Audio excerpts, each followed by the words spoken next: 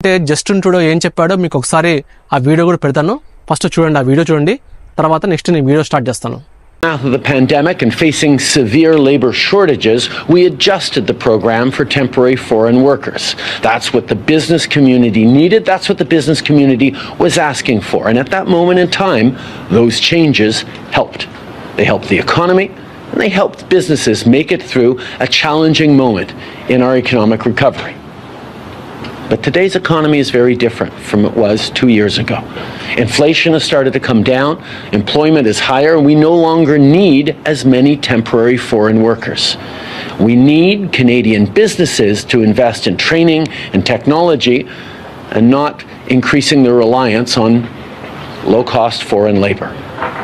It's not fair to Canadians struggling to find a good job, and it's not fair to those temporary foreign workers, some of whom are being mistreated and exploited. So I asked my minister to work on this over the summer, and we are taking action. We are tightening the rules and restricting eligibility to reduce the number of low-wage temporary foreign workers in Canada, with exceptions in certain industries like healthcare, construction, and food security. ఇదొక పెద్ద breaking news మామ. Breaking news. Canada prime minister Justin Trudeau వచ్చేసి ఈరోజు announcement ఇచ్చాడన్నమాట. ఇప్పటి నుంచి temporary foreign రెసిడెంట్స్ని లో veg జాబ్లకి తీసుకోవడం అనేది ఇప్పటి నుంచి వాళ్ళు తీసుకోరంట. ఎవరైనా సరే ఇక్కడ ఉన్న బిజినెస్లు కానీ ఏవైనా సరే, ఇప్పుడు వేర్ హౌస్ జాబ్స్ అంటారు, తర్వాత అడ్మిన్ అసిస్టెంట్ అంటారు, తర్వాత ఎన్నో లో వేజ్ జాబ్స్ ఉంటాయి. ఆ లో వేజ్ జాబ్స్ వాళ్ళకి ఇప్పటి నుంచి మీకు ఎల్ఎంఐఏ ఎవరైనా అప్లై చేస్తే అది చాలా మటుకు అప్రూవల్ కాదు. ఎందుకంటే ఇక్కడ లోకల్గా ఉన్న కెనడా సిటిజన్స్ ఎవరైతే ఉన్నారో, కెనడా పిఆర్ హోల్డర్స్ ఎవరైతే ఉన్నారో వాళ్ళని జాబ్లకి తీసుకోమని చెప్తున్నారు అన్నమాట. వాళ్ళకి ట్రైనింగ్ ఇచ్చి జాబ్లో తీసుకోండి, అంతేగాని ఇంకా ఫారెన్ వాళ్ళపైన, ఫారెన్ లో వేజ్ వర్కర్స్ పైన డిపెండ్ కావద్దని చెప్పేసి ఈరోజు జస్టిన్ ట్రూడో ప్రైమ్ మినిస్టర్ వచ్చేసి అనౌన్స్మెంట్ ఇచ్చారన్నమాట. సో ఇక గత కొన్ని రోజుల నుంచి ఈ రూల్ అనేది పాస్ అయిపోయి ఎవరైనా సరే మీకు ఎల్ఎంఐఏ ద్వారా మీకు వర్క్ పర్మిట్ అప్లై చేస్తారో అవన్నీ వాళ్ళు డినై చేస్తారు, గుర్తుపెట్టుకోండి. సో ఇది ఎస్పెషల్లీ ఇదేంటంటే ఎవరైనా సరే కొత్తగా కెనడాకి రావాలనుకుంటున్నారో, మీకు చాలామంది అక్కడ ఏజెంట్స్ కానీ కన్సల్టెన్సీ వాళ్ళు కానీ కెనడాకి ఫ్రీగా పంపిస్తాము, కెనడాకి ఈజీగా పంపిస్తాము, మీకు ఐఎల్స్ అవసరం లేదు, ఏం అవసరం లేదు, జస్ట్ ఒక 10 lakhs కట్టండి, 15 lakhs కట్టండి, 20 lakhs కట్టని చెప్పేసి మిమ్మల్ని ఎవరైతే అంటున్నారో ఇంకా ఇప్పటి నుంచి వాళ్ళు నమ్మాల్సిన అవసరమే లేదు. మీరు వచ్చినా సరే మీకు డబ్బులు అయితే బొక్క, గుర్తుపెట్టుకోండి.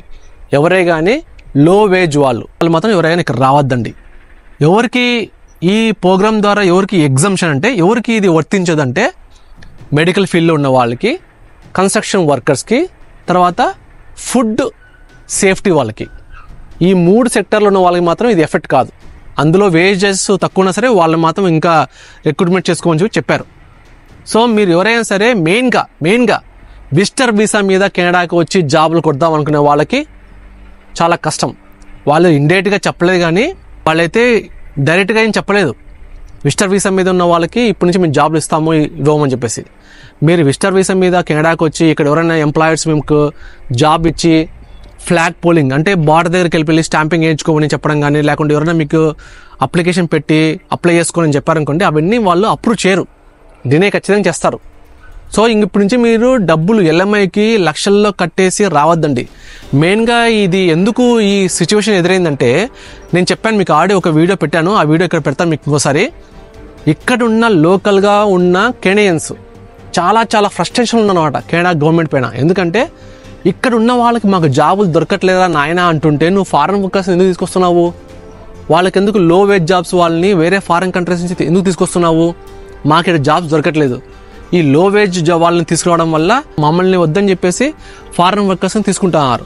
సో దీనివల్ల ఎవరికి ఎఫెక్ట్ అంటే, మెయిన్గా విజిటర్ వీసా మీద వచ్చే వాళ్ళకి, తర్వాత లో వేజ్ జాబ్స్కి, తర్వాత నెక్స్ట్ ఫ్యూచర్లో స్టూడెంట్స్కి కూడా ఇది కొద్ది గొప్ప ఇంపాక్ట్ ఖచ్చితంగా అయ్యే తీరుతుంది ఖచ్చితంగా. ఎందుకంటే వాళ్ళు కూడా ఎవరైనా సరే లో వేజ్ జాబ్స్ కోసం వెతకాలనుకున్న వాళ్ళకి వాళ్ళు కూడా ఇవ్వరన్నమాట.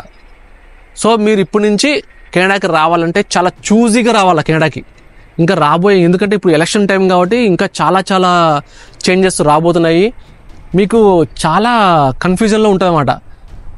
గవర్నమెంట్ వాళ్ళు అనేది పూర్తిగా డైరెక్ట్గా ఎటువంటి మీకు డైరెక్ట్ మెసేజ్ ఇవ్వరన్నమాట. ఈ రంగాల్లో ఉన్న వాళ్ళని, ఈ ఫీల్డ్స్లో ఉన్న వాళ్ళని మేము తీసుకోము అని చెప్పరు. జస్ట్ ఒక స్టేట్మెంట్ ఇస్తారన్నమాట, లో వేజ్ వాళ్ళని మేము రిక్రూట్మెంట్ చేసుకోము అంటే. దాంట్లో ఎన్నో రకాలుగా ఎంతోమంది వస్తారన్నమాట. సో మీరు ఎవరే కానీ ఆశలు పెట్టుకుని అనవసరంగా డబ్బులు కట్టి కన్సల్టెన్సీ వాళ్ళని బ్లైండ్గా నమ్మేసి మీరు ఎవరే కానీ డబ్బులు కట్టి కెనడాకి మాత్రం రావద్దండి. ఇక్కడున్న లోకల్గా ఉన్న వాళ్ళు చాలామంది ఈ LMIని ఎక్స్ప్లోయిట్ చేయడం వల్లనే ఈ సిచ్యువేషన్ ఈరోజు వచ్చింది. డబ్బులు కట్టి ఎంత స్మార్ట్ అంటే మీ దగ్గరే డబ్బులు తీసుకొని అదే డబ్బులు మీకు శాలరీ రూపంలో ఇస్తారు అన్నమాట. ఇక్కడ వాళ్ళు చేయకుండా ఉండాల్సింది ఏంటంటే, ఒకవేళ మీకు జాబ్లు కావాలంటే జాబ్ ఇచ్చిన తర్వాత కావాలంటే లో శాలరీస్ ఇచ్చిన ఒక రకం, కానీ LMI కోసం మీకు 15 లక్షలు కట్టండి, 20 కట్టండి, కొందరైతే 30-40 లక్షలు కట్టరు చాలామంది. సో వాళ్ళకందరికీ పెద్ద ప్రాబ్లం ఫ్యూచర్లో ఎవరికైనా సరే. ఎక్స్టెన్షన్స్ అవ్వవు చాలా మటుకు. ఓపెన్ వర్క్ పర్మిట్లో ఉన్నారా, లేకుంటే మీకు వర్క్ పర్మిట్ ఎక్స్టెన్షన్ వెళ్ళారనుకోండి, మీ NOC జాబ్ కోడ్ మీ శాలరీ చూసి వాళ్ళు రిజెక్ట్ కొట్టినా కూడా ఆశ్చర్యం లేదు. సో ఇదంతా పెద్ద బ్యాడ్ న్యూస్ ఇది, and also breaking news. So మీకు కావాలంటే, సో మీకు అందరికీ ఇప్పుడు జస్టిన్ ట్రూడో మెసేజ్ అర్థమైంది అనుకుంటా. So I hope you got this point. అందుకని ఇప్పటి నుంచి మీరు కొంచెం అవేర్నెస్ పెట్టుకొని ఒక స్టెప్ వేసే ముందు 1కి 100 సార్లు వెరిఫికేషన్ చేసుకొని రండి కెనడాకి. కన్సల్టెన్సీ వాళ్ళు, ఏజెంట్స్ ఎవరైనా బ్లైండ్గా చెప్తే కెనడాకి ఈజీగా వెళ్ళొచ్చు, నేను మీకు అప్లై చేస్తాను, మీరు జస్ట్ ఒక 2 lakhs కట్టండి, 3 lakhs కట్టండి, 20 కట్టండి, 40 కట్టండి అంటే మోసపోద్దండి మిత్రమా, మోసపోద్దండి. మీరు ఏదైనా సరే మీకు ఇంకా స్కోప్ ఉంది, ఎవరైనా సరే టాలెంట్ ఉన్న వాళ్ళు రావాలనుకుంటే మాత్రం మీరు ఎక్స్ప్రెస్ ఎంట్రీ పూల్ ద్వారా, PNP పూల్ ద్వారా అప్లై చేసుకుని రమ్మని నేను చెప్తాను. అంతే. I hope you got this message. మీకు డిస్క్రిప్షన్లో లింక్స్ పెడతాను, ఆ లింక్స్ చదువుకోండి. ఇంకా మీకు ఏమైనా ఫర్దర్ డౌట్స్ ఉంటే కామెంట్స్ కొట్టండి, I will respond on that. Thank you very much for subscribing to me Canada మామ.